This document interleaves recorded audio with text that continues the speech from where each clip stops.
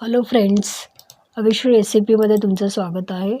आज इथे मी व्हेज पुलाव करणार आहे, तर त्याची मी रेसिपी दाखवते आहे. तर इथे मी 2 वाट्या तांदूळ घेतलेला आहे. बासमती तांदूळ आहे हा. तर याला मी आता 3 वेळा धुवून भिजत ठेवणार आहे. एक अर्धा तास आपल्याला तो भिजत ठेवायचा आहे तांदूळ. वेळ नसेल तर तुम्ही 15 ते 20 मिनटं तरी ठेवू शकता.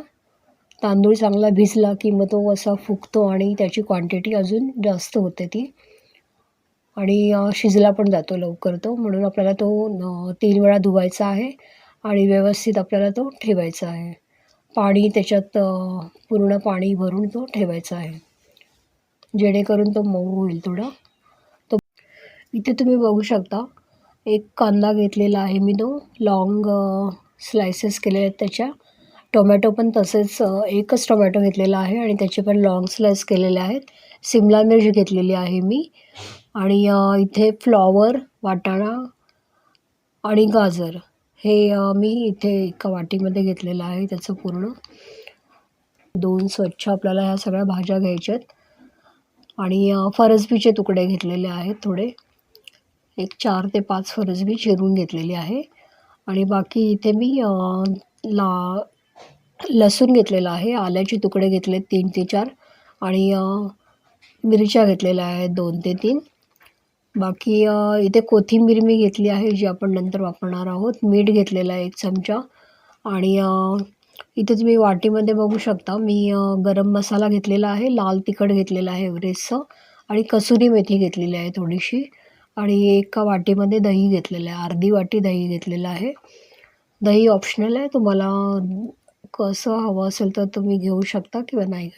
पण दही घातल्यामुळे भात जो आहे तो मऊ होतो तो असा आणि त्याला एक चांगलं शायनिंग पण येतं आणि एक आंबटपणा पण येतो असा. म्हणून दही तुम्ही नक्की वापरा. आता इथे खडे मसाल्यामध्ये मी 2 ते 3 वेलची घेतलेली आहे छोटी. जिरं घेतलेलं आहे 1 तमालपत्र घ्यायचं आहे आपल्याला. इथे मी दाखवलं नाही इथे, पण मी वापरणार आहे ते. इथे लवंग घेतलेले आहेत 3 ते 4 आणि मिरं घेतलेलं आहेत 7 ते 8 मिरं आणि हळदीचं एक अर्धा चमचा घेतलेला आहे. तर तुम्ही खडे मसाले याप्रमाणे घेऊ शकता. तुम्हाला जर अजून क्वांटिटी कशाची वाढवायची असेल तर तुम्ही वाढवू शकता. तर इथे बासमती राईस मला 2 वाट्याचा आहे, त्याच्यामुळे मी गरम मसाला पण त्या प्रमाणातच थोडाच घेतलेला आहे. इथे मी एका कढईमध्ये तूप तापवलं आहे. तूप 3 ते 4 चमचे आपल्याला तापवायचं आहे. तूप चांगलं तापलं की मग आपण त्याच्यामध्ये खडे मसाले गरम करून घेऊया. तर इथे सुरुवातीलाच आपल्याला गरम मसाले टाकून घ्यायचे.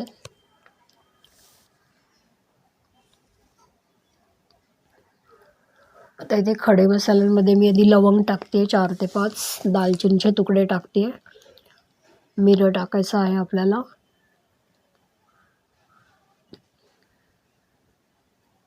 वेलची टाकायची आहे 2 ते 3 ज्या आपण घेतल्यात त्या. हिंग टाकला आहे मी थोडासा, 1 चिमूटभर हिंग पण तुम्ही टाका ज्यावेळी फोडणी करतो तेव्हा. सर्व चांगलं रोस्ट करून घ्यायचं आहे.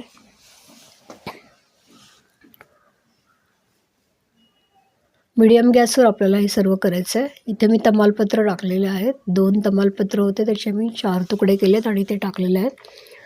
कढई मी सुरुवातीला तापवून घेतली होती व्यवस्थित आणि नंतर मग खडे मसाले टाकायच्या वेळी मी ते गॅस कमी केलेला आहे. खडे मसाले आपले व्यवस्थित मंद आचेवर आपल्याला भाजायचे आहेत थोडे.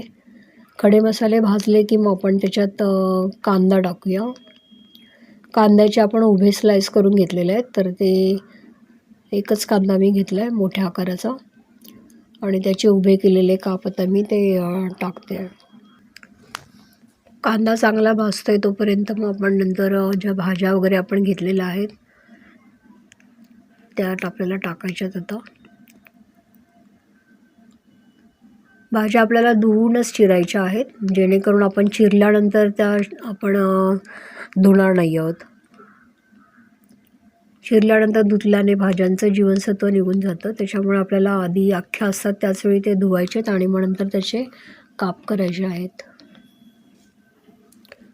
इथे मी आलं लसूण मिरचीचं वाटण आधी करून घेणार आहे, जे आपल्याला वापरायचं आहे त्याच्यात. तर मिक्सरमध्ये आपण त्याची पेस्ट करून घेऊया. थोडीशी कोथिंबीर पण मी टाकली आहे त्याच्याबरोबर. आता इथे आलं लसूण मिरची जी वाटून घेतली आहे ती आपण टाकलेली आहे. कांदा आणि ते दोन्ही व्यवस्थित आपल्याला रोस्ट करून घ्यायचं आहे.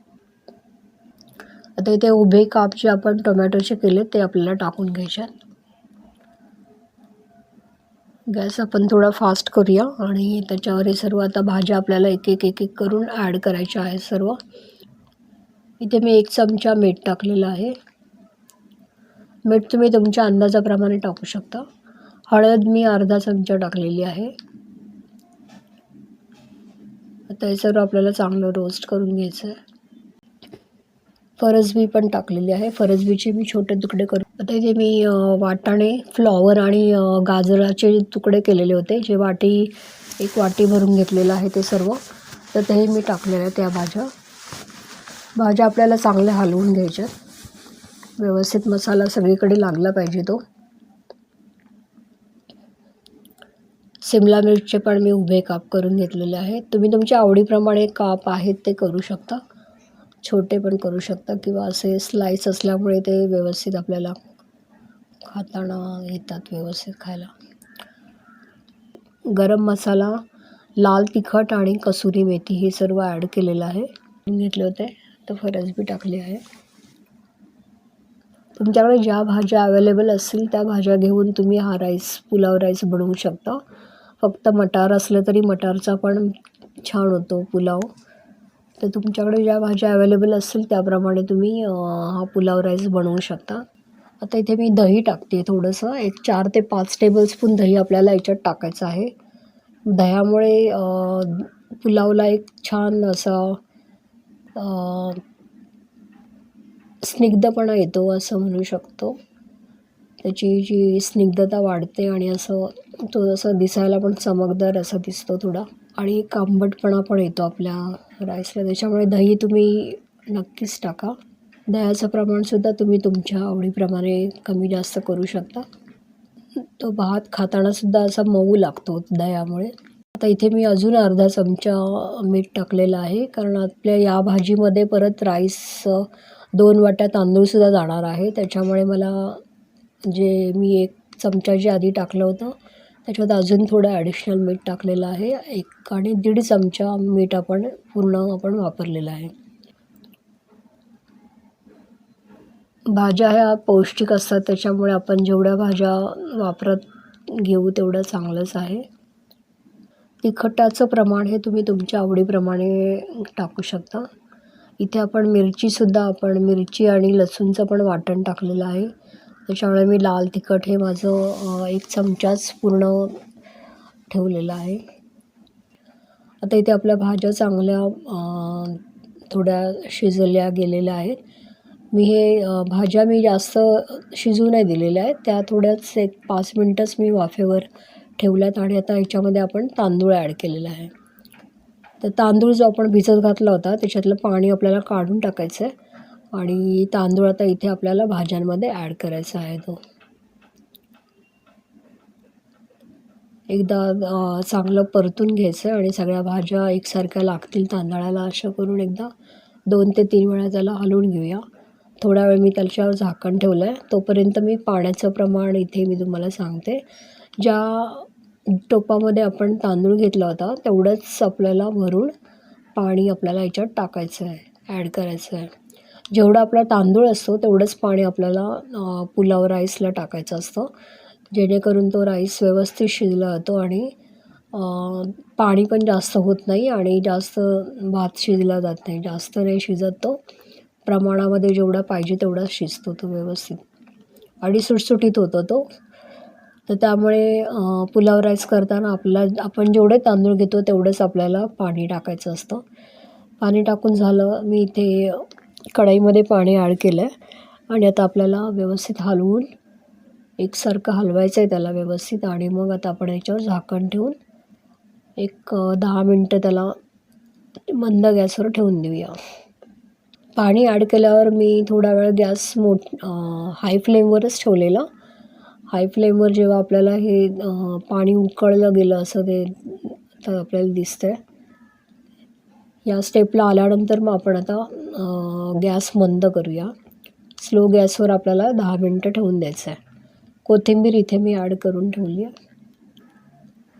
आता आपल्याला गॅस हाय फ्लेमवर न ठेवता तो आता कमी करायचा आहे आणि मंद गॅसवर आपल्याला तो झाकण ठेवून एक 10 मिनटं शिजून द्यायचा आहे तो भात.